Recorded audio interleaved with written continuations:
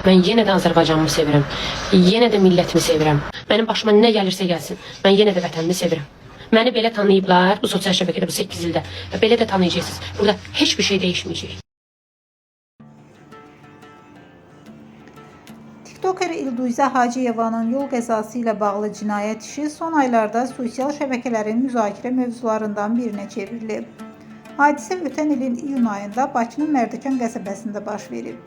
İstintaq materiallarına əsasən gecə yarısı Canqan markalı avtomobili idarə edən Arzum sola dönmə manevri edərkən arxadan gələn Mercedes markalı avtomobillə yandan toqquşub.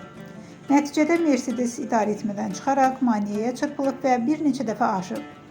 Qəza nəticəsində avtomobilin sürücüsü 29 yaşlı Amal Məlikov hadisə yerində vəfat edib, həyat yoldaşı Sənubər Muradova isə ağır xəsarət alıb.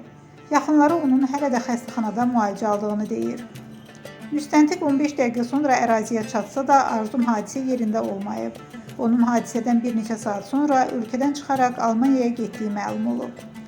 Qəzaya görə Arzum cinayət məsuliyyətinə cəlb edilib.